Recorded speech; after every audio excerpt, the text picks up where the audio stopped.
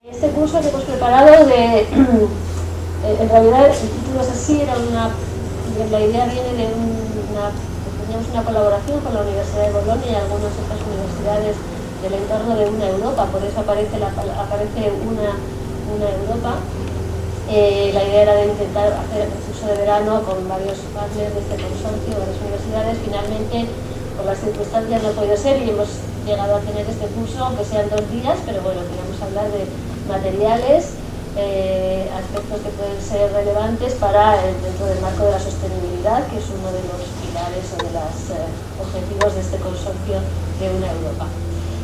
Como vamos regular de tiempo, pues simplemente en esta presentación, bueno, David, lo conocéis, David maestro del Departamento de Física de Materiales y los niños de ambiente, que todos me conocéis, somos los que nos organiza el curso. Y este es el programa que hemos preparado a lo largo de estos 2 días. Pues vamos a ver distintos aspectos de donde que pueden aportar los materiales a la hora del mundo sostenible. Con varias charlas iremos presentando a cada ponente a medida que tenga lugar su lección.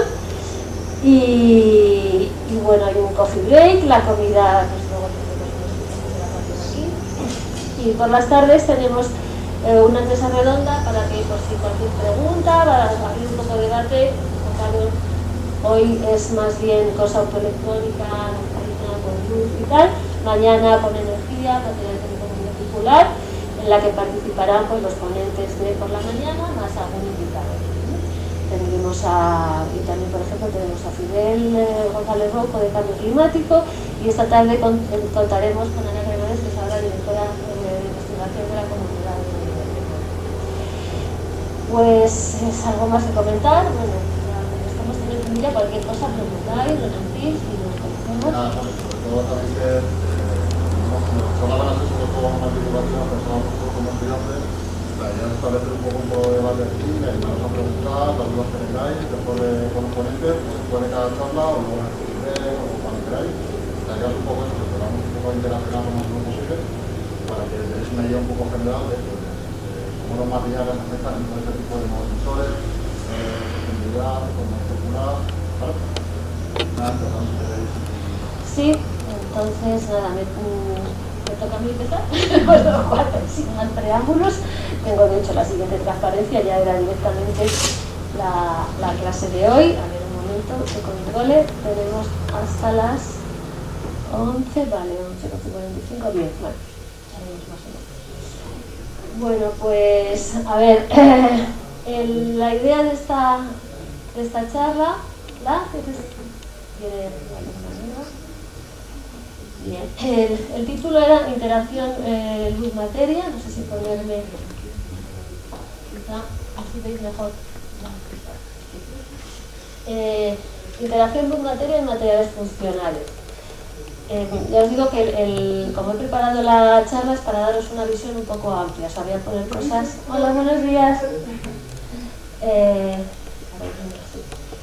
Vamos a dar una visión un poco desde un nivel básico para ver el punto de las aplicaciones de este fenómeno de interacción luz-materia, que lo habéis estudiado, por lo que veo, ya estáis todos graduados, incluso masterados, ¿no?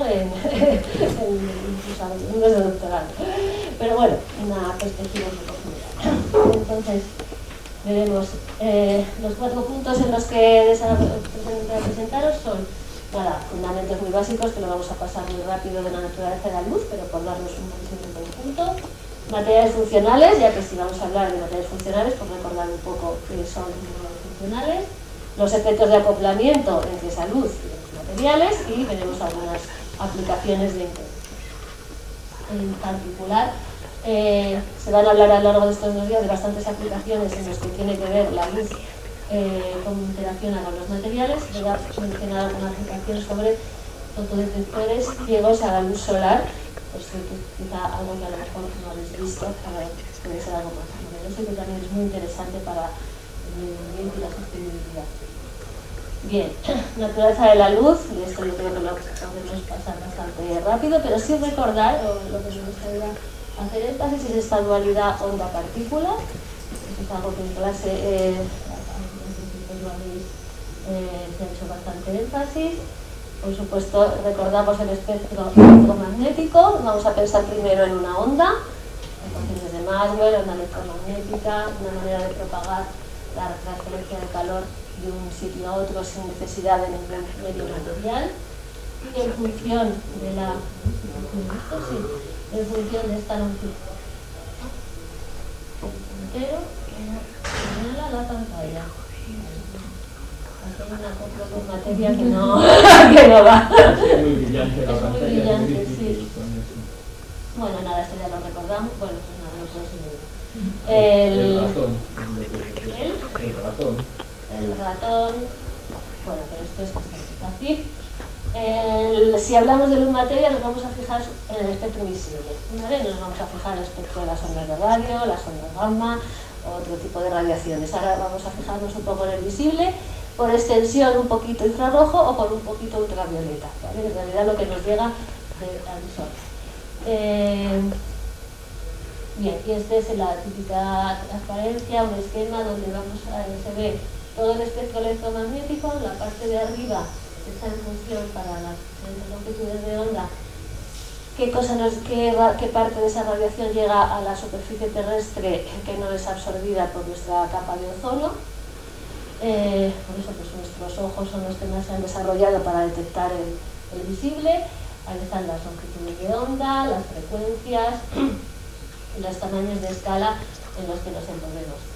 Punto clave, longitud de onda, energía de la radiación visible infrarroja, siempre estamos en torno a 1, 2, máximo 3 electronvoltios, ya tendríamos ultravioleta, ¿no? Eso es una orden de magnitud relevante a la hora de interaccionar estas ondas con la materia. Por la parte corpuscular, por la parte de partículas, pues recordar que también no solamente después, o sea, ecuaciones de Maxwell más antiguas, más recientemente en el siglo XX, pues ya se inició la luz como un fotón, un cuanto de luz, una partícula, entonces se puede hablar de tú a tú, pues con un electrón, con ese tipo de partículas en los materiales, ¿no? Esta es una tabla muy chula porque es todas las características de cada elemento químico, la espectroscopía, las transiciones correspondientes a cada átomo. Voy a pasar esto un poco más rápido porque si no, no avanzamos. Bueno, materiales funcionales. Esta es una manera, digamos, muy amplia, porque yo he visto buscando alguna definición en lo que podemos decir qué es un material funcional, o cómo clasifico un material funcional y otro que no es funcional. Si no es funcional, ¿qué es? O así, ¿no? Esta es una categoría en la que tradicionalmente cosa de materiales sean materiales funcionales, que ahora nos vamos a dedicar, o materiales estructurales, ¿no? En las que nos interesan más sus propiedades desde el punto de vista de propiedades mecánicas. Cuando se habla de materiales funcionales, muchas veces también se habla de materiales inteligentes y combinan varias propiedades. Incluso se hablan de multifuncionales y ahora también pues, se habla muchísimo de efectos acoplados. Optoelectrónico, termoeléctrico, magneto-óptico, todos esos son tipos de materiales funcionales. Podríamos decir, como una definición típica, es que un material funcional son aquellos que tienen una o más de una propiedades que se pueden alterar muy fácilmente, se pueden alterar de modo muy controlado cambiando algún pequeño parámetro o alguna pequeña característica. Eso es algo importante de los materiales funcionales. Eso hace que sean útiles para una función determinada, ¿no? Y eso es lo que vamos a hacer. Uno de los materiales típicos funcionales por excelencia, una familia de materiales funcionales, son los semiconductores. Los semiconductores tienen unas características que les hace que cualquier pequeño cambio, porque introduces una impureza, porque lo excitas con 2 fotones, o porque lo calientas, o porque le aplicas algún estímulo externo, te va a proporcionar un cambio en su respuesta, entonces lo hace útil para las aplicaciones. Muy brevemente, ¿por qué es un semiconductor? Pues aquí pasamos del átomo sencillo, ahí está el átomo de silicio con sus 14 electrones colocados por capa. Si solo tuviéramos un átomo, tendríamos niveles discretos de energía de acuerdo al modelo atómico, cada uno con su nivel, está representado en la segunda gráfica, energía frente a número de átomos. Según vamos aumentando el número de átomos, esos niveles se van desdoblando y aparecen lo que conocemos como bandas de energía. En los semiconductores, que es lo característico, bueno, pues esas bandas, la última banda es una banda de conducción, la banda de valencia, y están separados por un gap, ese es el punto clave del semiconductor. Esa energía de ese gap es la que vale en electronvoltios, órdenes de magnitud similar a la luz. Y eso es lo que les hace interesante para las aplicaciones optoelectrónicas. Por otra parte, los semiconductores también se les puede alterar la manera de conducción, la manera de conducir eléctricamente, y se introducen impurezas, o bien lo que se llaman afectoras, que son las que están aquí abajo, como por ejemplo el boro, que entonces hacemos que en esa banda de conducción aparecen pocos electrones, pero en la banda de valencia aparecen muchos huecos, que son cargas positivas, una manera de conducir la electricidad con cargas positivas. Mientras que en el semiconductor, lo que se llama tipo N, que sería el que está allí arriba, se han introducido átomos que tienen más electrones que el silicio y proporcionan electrones extra en la banda de conducción. Yo creo que esto entonces tenemos portadores, cosas que van a contribuir a las propiedades y que pueden influir en las propiedades ópticas son electrones, huecos, y también van a poder contribuir de alguna manera el hecho de la estructura de la red, los iones de la red, los átomos de la red que están en sus sitios, pues también pueden proporcionar situaciones que afecten a las propiedades. Todo esto se puede resumir en una transparencia típica. El primer esquema que está puesto ahí al principio, a la izquierda, es una representación de energía en momento. Bueno, es una ilustración de la parte de arriba es la banda de conducción, la parte de abajo, la parábola invertida, es la banda de valencia, arriba hay electrones, abajo hay huecos. Como esa separación entre ambas es del orden de la longitud de la energía de la luz, podemos tener absorción de fotones, emisión de fotones, de acuerdo pues con es un proceso que habría que utilizar mecánica cuántica, pero que se puede estudiar. Y en muchas ocasiones estos semiconductores también permiten que en el medio, arriba la banda de conducción, abajo la banda de valencia, haya ciertos defectos o haya algún tipo de estado que puede cambiar el estado de carga y alterar esta distribución de niveles, y entonces se puede tener lo que se llaman efectos más complejos de carga electrónica. Vamos a ver ya, una vez visto los fotones, ondas y partículas de energías características de los electronvoltios, nuestro material funcional, que va a ser un semiconductor con un gap oscilante entre varios pocos electronvoltios.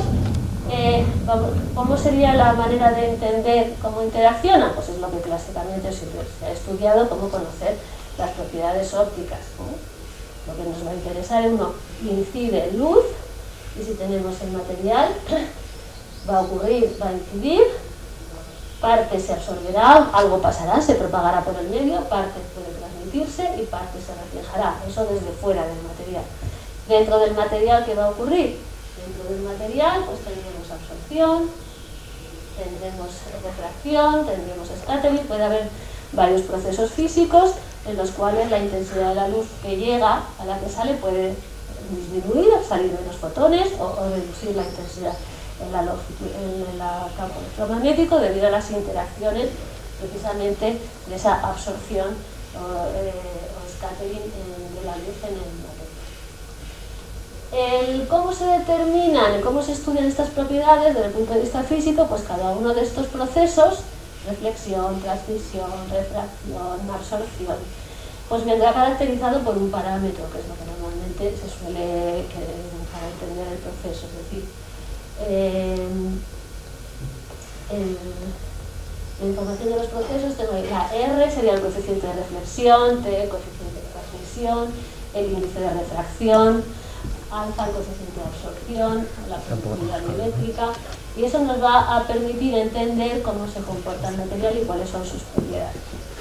Aquí hay las dos gráficas que he puesto son representativas de un semiconductor que es un aislante porque tiene un gap muy grande, ya hablamos de unos pocos electronvoltios. Y esta es una gráfica de transmisión en tanto por ciento frente a la longitud de onda. Entonces veis que tenemos una transmisión, o sea, el material es prácticamente transparente desde longitudes de onda de más de 300 nanómetros. Eso significa que es prácticamente transparente a todo el rango visible y absorberá solo en el ultravioleta, cuando ya decae la luz. ¿Cómo puedo modificar las propiedades ópticas en este material? Por ejemplo, este óxido que es tan transparente, que tiene ese gap de energía tan grande, si se introducen impurezas como por ejemplo cromo, va a dar lugar a unos niveles dentro del gap, habrá unas transiciones ultravioleta y yo solo veo en el espectro de transmisión porque aparecen esos máximos. En la zona visible hay absorciones en el azul y en el verde y eso hace que un óxido de aluminio que tiene impurezas de cromo se vea de color rojo. O sea, ya por resumir esta última parte, damos más un poco de fundamentos. Todas las cosas que van a tener los materiales y que van a poder afectar a las propiedades ópticas, va a afectar la simetría, pues la estructura cristalina, si hay isotropía, anisotropía, divergencia, eso va a afectar. Otra cosa que va a afectar es la estructura de bandas electrónicas, por supuesto, como son los electrones a la hora de intercambiar energía y momento con los fotones. Nos va a decir cuándo habrá absorción, cuándo habrá emisión. Otro tipo de excitaciones que hay en los sólidos son las que se llaman bandas midrónicas. Eso es cuando hay acoplamiento entre cómo se mueven los iones de la red o cómo se mueven los electrones. Cantidades de estados. O sea, el hecho de tener muchos átomos en un material, a diferencia de tenerlo en una sola partícula, hay estas contribuciones que también van a aportar a las propiedades ópticas. Por ejemplo, excitaciones colectivas, del tipo mesitón, plasmón, algunas cosas se han estudiado el sólido, sabéis lo que son, pues eso se produce porque tenemos muchos átomos y una deslocalización de los estados. Y para estudiar estos temas se pueden utilizar modelos clásicos, utilizando con la luz como una onda electromagnética en medio, una cosa continua, pero también se pueden utilizar modelos semiclásicos, donde yo tengo algún tratamiento cuántico para el electrón lo puedo mantener como una función de onda, el fotón lo puedo mantener como una partícula, o puedo hacer un tratamiento puramente cuántico. Eso ya depende del nivel de aproximación. Entonces tenemos la luz y la materia, pues unas veces nos interesará considerar la onda, otras veces nos interesará considerar la partícula, de modo unas cosas claras. Bueno, vamos a las aplicaciones. Esta es una gráfica donde están representados el gap de energía de algunos materiales en función de su constante de la red, asimetría, y es una gráfica donde están, digamos, en más grande óxidos como el óxido de aluminio que hemos puesto antes, el óxido de galio un poco más abajo, óxido de indio, también está el óxido de magnesio, y en el rango del eje vertical de energías podéis ver que está representado donde cae el espectro electromagnético, donde está la zona visible, donde está la zona ultravioleta, y la zona ultravioleta, sabéis, la transparencia es una zona bastante amplia en el espectro, las zonas que nos interesan. A la hora de interaccionar, ya os digo, los semiconductores y la luz podemos tener muchas aplicaciones en el visible que ya nos contarán en otras charlas, ¿no? Nos vamos a fijar, por eso esta transparencia, en la zona del ultravioleta. El que sea solar blind, es decir, ciego a la luz visible, significa que ese semiconductor con ese gap tan ancho no se va a ver afectado por la luz que tenemos en el entorno visible, luego no nos va a contribuir y nos va a dar señal de ruidos, vamos a decirlo así, para algún detector que queramos corregir. Precisamente como el gap de la energía se parece o es del mismo orden que los fotones en el espectro visible o infrarrojo, podemos tener que los semiconductores se pueden comportar de dos maneras. O bien yo le aplico un estímulo externo y me devuelven luz, o al revés, yo puedo incidir luz y me responden con una señal que puede ser eléctrica, técnica, la que yo tenga para analizar.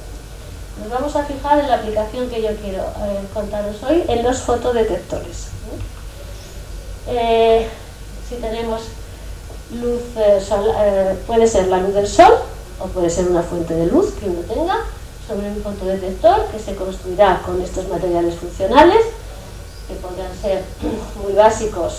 Tradicionalmente se vienen haciendo última en mitad de los años siglo XX, pero ahora mismo ya hay nanoestructuras y otras aproximaciones más complejas que también se irán viendo a lo largo de este curso. La respuesta que nos va a dar pues puede ser variada, nos puede dar una diferencia potencial, nos puede dar una reacción química, nos puede dar una señal de luz. Hasta ahora pues todo lo que mucho se ha investigado en buscar que esos procesos sean pues cada vez más eficientes, que yo tenga mejor señal, mejor relación señal-ruido. El utilizar nanoestructuras o algunos otros tipos de sistemas pues también ha llevado a diseñar nuevos dispositivos y nuevas configuraciones. El objetivo es también pensando este dispositivo para qué puede servir. Pues algunas de las aplicaciones para energía y medio ambiente pues es, por ejemplo, si yo tengo luz incidiendo en un fotodetector semiconductor, pues si yo tengo una diferencia de potencial, pues eso me va a generar electricidad, como veremos en algunas otras clases, o también lo puedo utilizar, si me produce una reacción química, puedo utilizarla para degradar algún contaminante o para conocer nuestro mundo. En fin, son las aplicaciones, digamos así, que pueden ser muy interesantes para el entorno y el ahorro de energía. Entonces ahora vamos a fijarnos de estas aplicaciones, se verán a lo largo de estos de hoy y mañana. Recordar aquí el espectro electromagnético. Como os digo, la luz ultravioleta, aunque no llega demasiado a la corteza terrestre, pero llega ahora mismo debido al agujero en la capa de ozono. En algunas ocasiones pues produce, pues, por ejemplo, esto yo creo que es algunos pececitos que tienen problemas en la piel debido a la radiación solar. En este esquema está cuál es el rango de interés de 200, o sea, el ultravioleta más cercano sería de 400 nanómetros hacia abajo, el UVB es la otra zona y el UVC pues desde 280 más hacia abajo, eso es lo más dañino.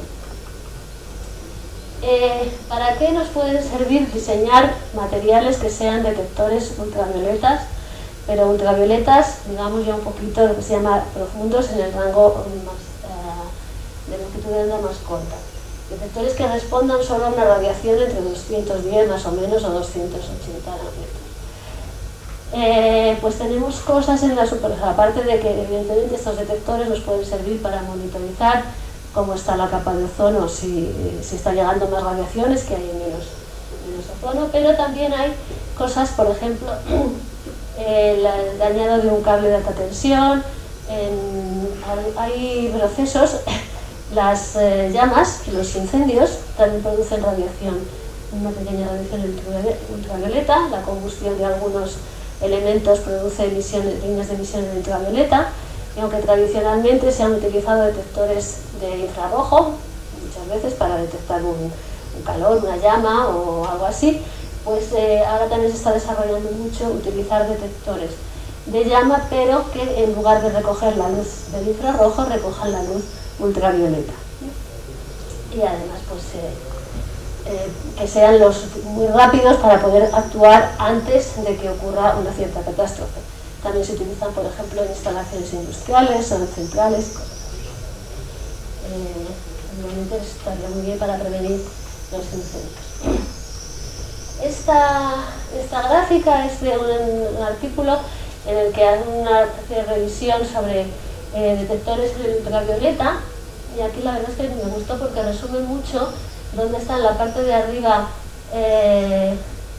la manera, digamos, tradicional. Cuando uno busca el diseño de un dispositivo, pues quiere que tenga una alta relación señal-ruido, que sea muy sensible, que me responda muy rápidamente, que funcione muy bien, ¿vale? El tipo de materiales, en el lado de la izquierda, pues se han diseñado con muchos tipos de familias inorgánicos, En la parte inferior están esquematizados algunos tipos de diseños de cómo se construyen estos detectores, que pueden ser uniones PN, teruniones, bueno, diferentes configuraciones de dispositivos electrónicos.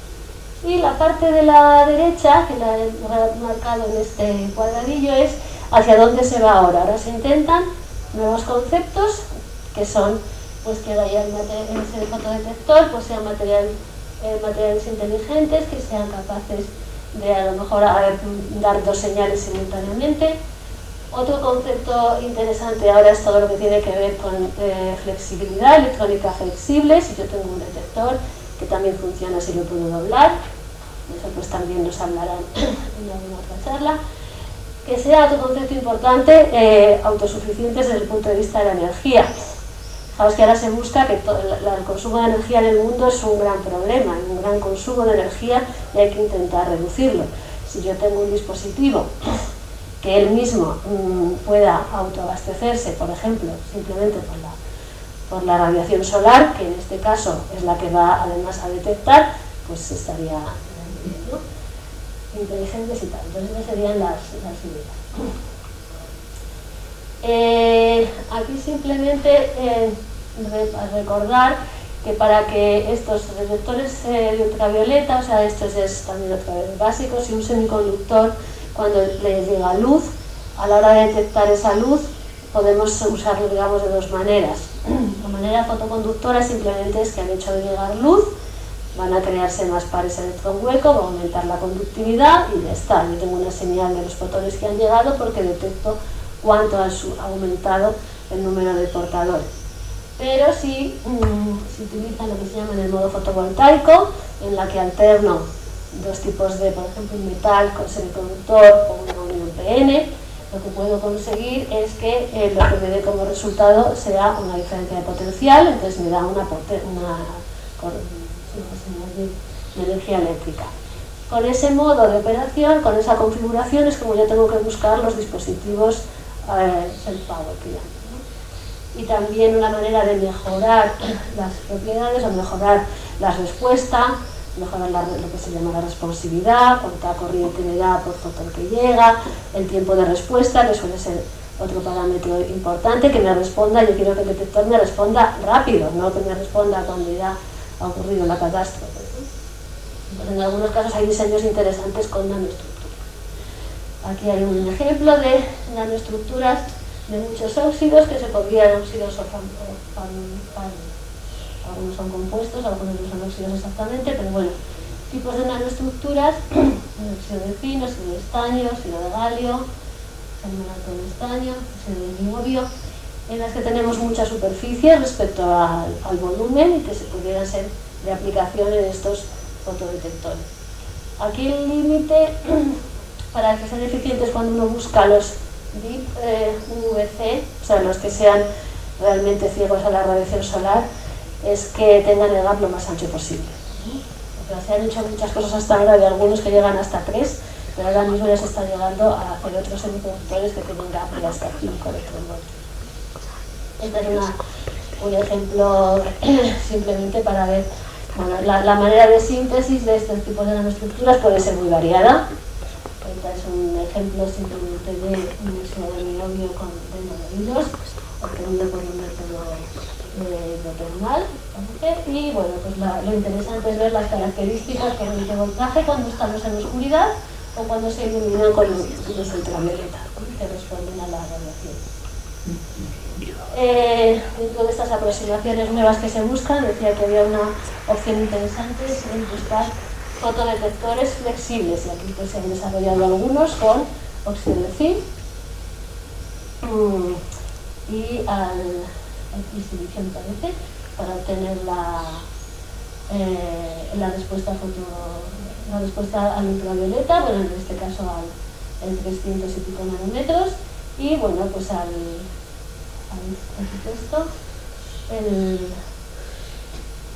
la B, bueno, veis en la segunda curva, pues les pone cómo responde, es que no se me viene, hay una línea roja y una línea gris, en una está sin flexionar y en la otra está flexionado. La idea es demostrar que flexionado también funciona igual que sin flexionar. La idea que quería resaltar. En este otro caso también son detectores lo que estaba comentando, que se puedan alimentar ellos mismos con la luz que reciben en varias aproximaciones. La fotovoltaica pues serían los A, B y C, serían las maneras de tener o bien poner el mismo semiconductor de un IPN, como en el caso A, que es así decir de tipo N, o poner una estructura, lo que se llama corcel, un hilo de un material y otro recubrimiento de otro material, en este caso es óxido de zinc y óxido de níquel, para hacer la unión, una heterunión. Y en el caso C es hacer uniones de tipo metal semiconductor y también tendría un efecto fotovoltaico. El resto son cosas químicas que comentamos.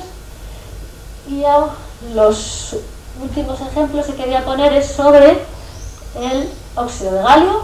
El óxido de galio veis que se encuentra perfectamente dentro de la zona del solar blind, porque el óxido de zinc puesto está un poquito más abajo, tiene un gap de 4,7 electronvoltios o 4,7, pasado 4,7, con lo cual llegamos mucho más en el ultravioleta que el óxido de zinc o que el nituro de galio, y ahora mismo este material está teniendo mucha relevancia porque se han conseguido crecer cristales de modo barato, de modo relativamente sencillo. Y bueno, pues se está trabajando mucho en este material.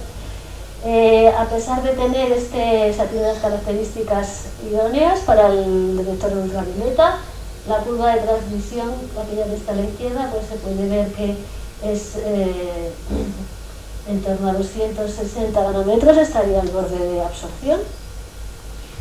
Las diferentes curvas que hay que están representadas en esa gráfica corresponden a diferente polarización de la luz que llega, porque es un material bastante anisótropo, entonces en función de la orientación pues tiene una respuesta u otra, pues también puede ser útil.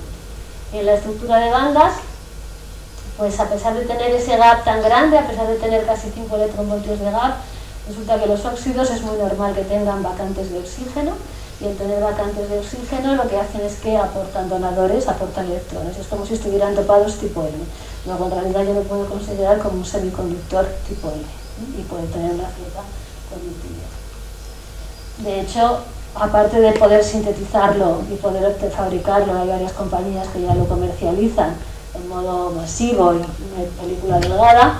Pues otra de las gracias que tienen los semiconductores es que si yo lo puedo dopar tipo N o bueno, tipo N, tipo P.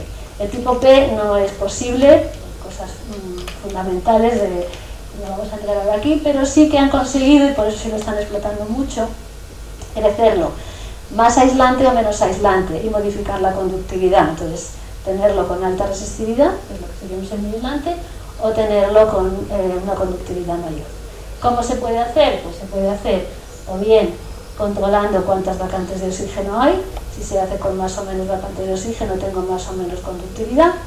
O también se puede introducir silicio o estaño, que son dos impurezas típicas, para tener un mayor dopado tipo N. Entonces, pues se pueden tener conductividades desde 1 a 10 a la menos 4 centímetros y concentraciones de portadores, pues las habituales en los semiconductores, con este. Entonces ahora el reto será cómo hacer los diseños para tener detectores en el ultravioleta con este material, que eso es lo que, digamos, estará en ello. Este es un diseño de los que he publicado recientemente, en lo que se ha aprovechado para que sea también, la unión ha sido un sustrato se ha colocado un poquito de indio como elemento para el electrodo, para obtener la señal. Y la unión, por decirlo así, es simplemente una zona semiaislante de una zona tipo N, de este modo. En este diseño, fijaos que es transparente, es el cuadradito este que está como de elástico encima de ese dibujito, y eso, bueno, pues es una primera prueba, y esto que respondía a la luz ultravioleta, y creo que esta sería la gráfica, ¿no? Respuesta espectral en función de la longitud de onda, y efectivamente se ve un corte muy abrupto en 300 nanómetros, luego responde muy bien a esta señal. Y otro factor interesante es cómo responde en el tiempo, ver cómo responde la señal de un voltaje en función del tiempo abierto y cerrado, y en medio es cuando se van alternando los ciclos, y entonces cuánto tarda el detector en dar una respuesta. Y luego, creo que esto es de las últimas aproximaciones de transparencias, este era un ejemplo de cómo se están empezando a intentar aprovechar nanoestructuras para estas aplicaciones. Fijaos, estos simplemente son una red de nanohilos, pero nanohilos no están así como organizados, vamos a decir. Fijaos que está en la foto A, son dos contactos metálicos y todo en medio está la zona de los nanohilos.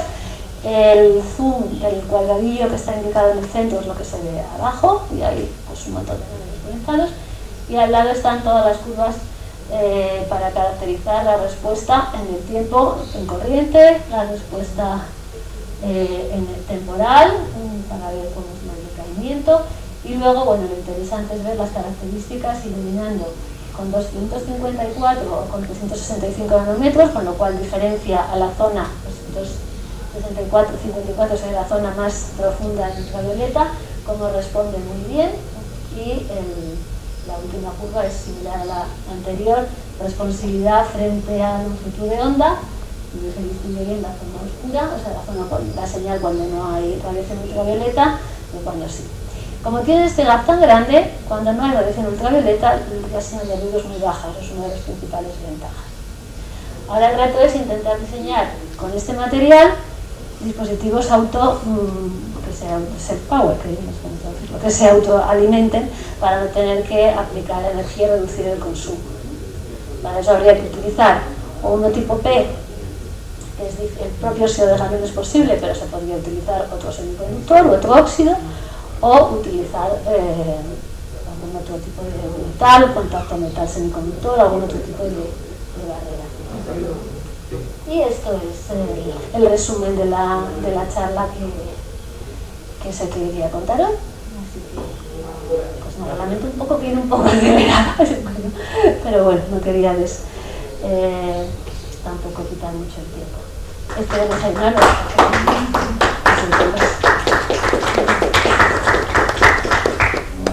Si queréis alguna pregunta, alguna cosa. Y por lo menos era 5 minutos o más preguntas, aprovechamos, quedamos bien de tiempo. Sí, comentar cualquier cosa. No hay problema.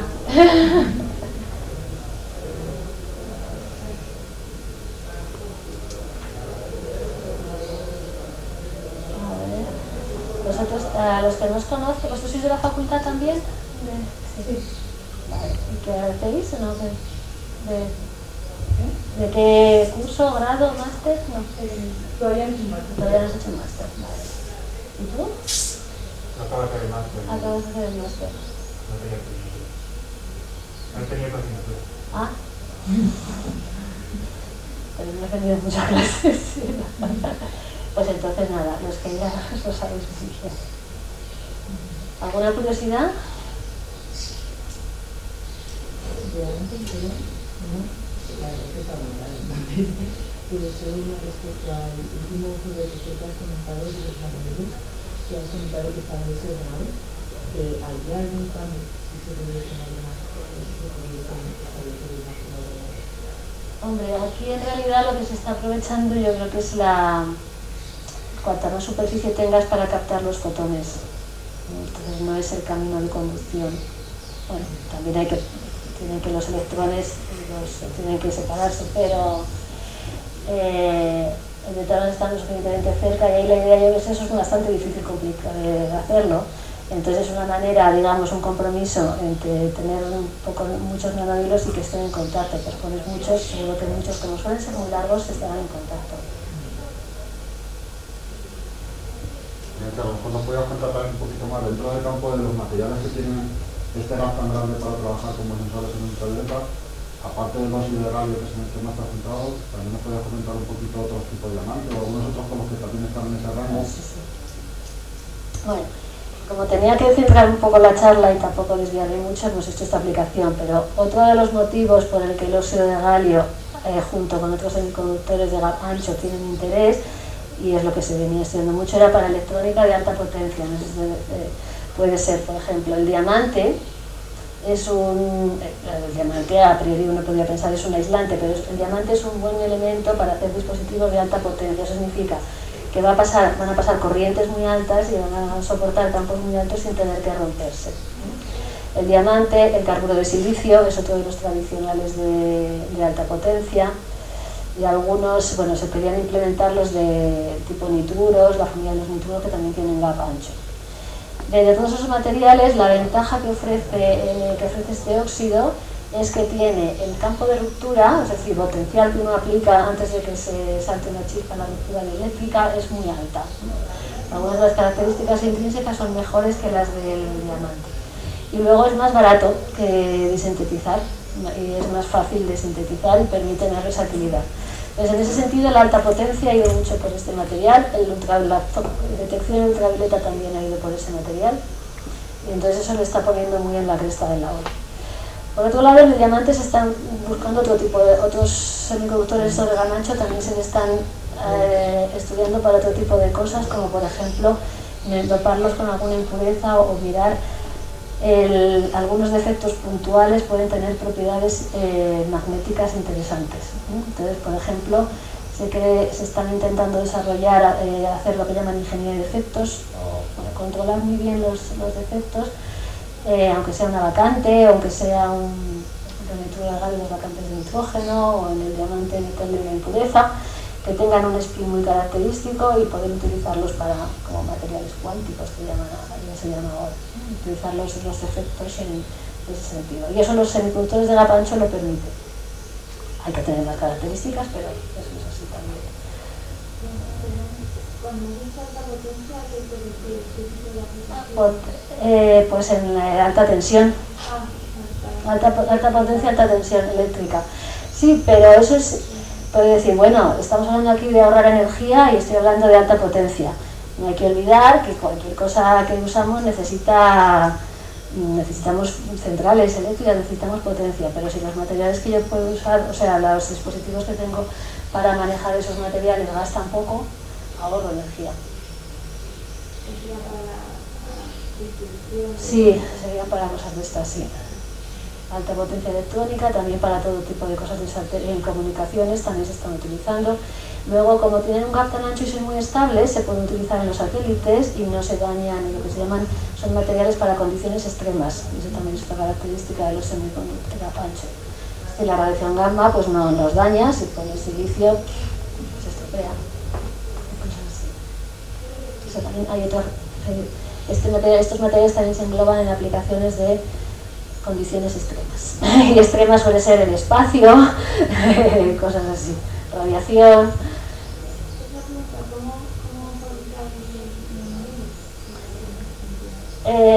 Los nanohilos se pueden crecer de muchas maneras. Nosotros en el grupo los hacemos por método térmico, calentando galio directamente en un horno y con el oxígeno se oxida y se pero se pueden crecer de muchas maneras. El ejemplo del otro que era un método químico, métodos de CVD, hay incluso métodos de MDE, o sea, hay muchos métodos para crecer. Pero cuando te interesa tener muchos rápidamente en un proceso, en un sistema que no sea muy costoso, pues en un horno va bien. Sí, saben muchos.